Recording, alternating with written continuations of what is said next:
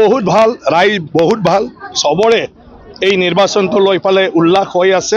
আৰু বিশেষকৈ প্ৰাৰ্থী হিচাপে মই যি ধৰণৰ সকলৰ পৰা মানে এটা আদৰ পাইছোঁ, মোৰ জীৱনটোত সেইটো এটা নতুন এক্সপিৰিয়েঞ্চ। মই বহুতবাৰ ইলেকশ্যন খেলিছোঁ, কিন্তু তেনেকুৱা ধৰণৰ যিটো মানে মৰম আদৰ আৰু যিটো উৎসাহ পাইছোঁ মই কেতিয়াও পোৱা নাছিলোঁ। আৰু বাগানপাৰা বেছিতকৈ বেছি গৰম।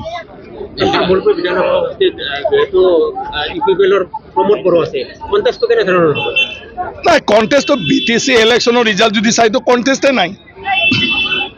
এতিয়া নতুন কি মেজিক কৰিব এইটোতো চাব লাগিব। আপোনালোকে ৰিপৰ্টাৰহে ক'ব পাৰিব যে কেনেকুৱা ধৰণৰ মানে তেওঁলোকে পলিচি ল'ব। তাৰমানে চাওক, চিম্পল অংক, নিৰ্বাচন সংখ্যাৰ খেল। এতিয়া BJP, BPF আৰু আমাৰ যিটো AGP, তিনিটা মিলি পেলাই এই সংখ্যাটো মোৰ দেন টোটেল ভোটাৰৰ আমাৰ 50% হৈ আছে, মোৰ দেন 50%। বাকী যি 50% বা 45% আছে এইটো বিভিন্ন পাৰ্টিত ডিভাইড হৈ যাব। গতিকে সব যদি ডিভাইড হৈ যায় তেতিয়া এনে তাৰমানে আমাৰ NDA পাৰ্টি জিকি যায়। আৰু বিগত নিৰ্বাচনটোত সাপোজ আপোনালোকে জানে ইয়াৰ ৰেখা ৰাণী বাইদেউ BJP অকলে খেলিছিলে আৰু জয়যুক্ত হ'ল, আৰু BPF দলত বহুত ভোট পাইছিলে। এতিয়া BPF আৰু BJP হোৱাৰ পিছত আৰু কাতিৰাম বৰাই যি ভোট পাইছিলে তাতকৈ বহুত ওপৰত গুচি গ'ল। দৰংগাজুলি বিজিত গেৰা নাৰ্জাৰী অকলে আছিলে BJP, তেওঁ জয়যুক্ত হ'ল।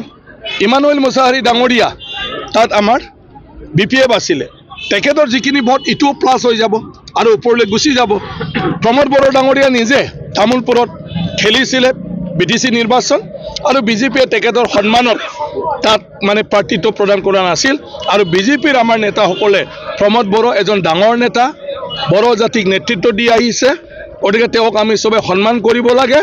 গতিকে মনে প্ৰাণে চবে প্ৰমোদ বড়োৰ কাৰণে লাগি দিব লাগে। গোটেই BJP ভোট প্ৰমোদ বড়োই পাব লাগে বুলি কৈছিলে, আৰু সেইকাৰণে প্ৰমোদ বড়োই 30,000 ভোট পাই জিকিছে। কিন্তু এতিয়া BPF BJPৰ লগত আছে 25,000 পাইছে তাতে গৈবাৰীত। এতিয়া প্ৰমোদ বড়োৰ যিটো 30,000 ভোট, মই বেছি নকম, 30ৰ 10,000 ভোট BJPৰ ভোট আছিলে, আৰু এই 10,000 ভোট যদি 25,000 BPFৰ ভোটৰ লগত মিলে 35,000 হয়, আৰু প্ৰমোদ বড়োৰ 30,000 ভোটটো 20,000 লৈ তললৈ আহি যায়। গতিকে সব সমষ্টিতে আমাৰ পজিশ্যন BTC ইলেকশ্যনৰ যদি হিচাপটো চাই ৰিজাল্টটো আপোনালোকে আজিৰ পৰাই দিব পাৰে যে বাকী পাৰ্টি বাদ দিয়ক, অকল BJP পাৰ্টিক ভোট দিয়ক বা ফুলৰ পদম ফুলত ভোট দিয়ক।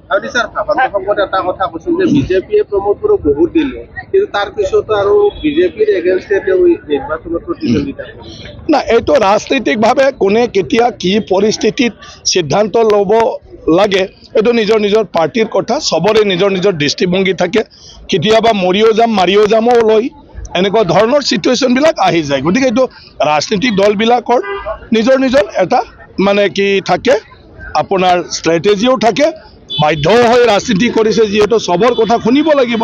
প্ৰমোদ বড়ো ডাঙৰীয়াতো বহুতখিনি বুজি পায়, 5 বছৰ নেতৃত্ব দি আহিছে, তেখেতৰ নেতৃত্বতে মানে UPPLA জয়ময় হৈ আছে। কিন্তু কেতিয়াবা তেনেকুৱা পৰিস্থিতি হৈ যায় যে প্ৰমোদ বড়ো ডাঙৰীয়া অকলে ক'লেতো নহ'ব, বাকী মানুহৰ কথাও শুনিব লাগিব। গতিকে বেলেগৰ প্ৰেছাৰতো প্ৰমোদ বড়ো খেলিব লগা হ'ব পাৰে। গতিকে সেইটোলৈ কোনো কথা নাই। মোৰ কথাটো কৈছোঁ, মই কিয় কৈছোঁ কি আজি BTR চুক্তিৰ পৰা আৰম্ভ কৰি প্ৰমোদ বড়ো ডাঙৰীয়াক চৰকাৰ বনোৱাৰ পৰা আৰম্ভ কৰি লাষ্ট প্ৰমোদ বড়ো ডাঙৰীয়াক ৰাজ্যসভাৰ পঠোৱালৈ আমাৰ মানে NDA মানে পাৰ্টিৰ চবতে মানে মৰম আছে, সহায় আছে, হাত আছে। গতিকে এতিয়া তেখেতে নিৰ্বাচন খেলিছে, সেইটোৰ এগেইনষ্টত কি হয় দেখা যাব। UPPLA এটা কথা প্ৰচাৰ চলাই আছে যে আপুনি তামোলপুৰ সমষ্টিৰ স্থায়ী বাসিন্দা। কোনে UPPL দলে প্ৰচাৰ চলাই আছে আপুনি? আৰে মই তামোলপুৰৰে মানুহ, তামোলপুৰ ডিষ্ট্ৰিক্টৰ মানুহ এইটো। গতিকে কোনটো স্থায়ী হয় নহয় এইটো কি কৰি UPPLৰ প্ৰমোদ বড়ো ডাঙৰীয়া দেখোন BTCৰ CM হৈ থাকোঁতে ৰঙিয়াতে বহি থাকিলে। গতিকে এইটো এনে ক'ব লগাৰ নামত ক'ব লগা, গতিকে সেইটোলৈ কোনো কথা নাই। তামোলপুৰ ৰাইজে জানে মই তামোলপুৰত 2001 পৰা 6লৈকে মই বিধায়ক আছিলোঁ, বিধায়ক হৈ সেৱা কৰিছোঁ, আৰু ইয়াৰ পিছতো কণ্টিনিউৱাছভাৱে মই তামোলপুৰৰ ৰাইজৰ লগত আছোঁ।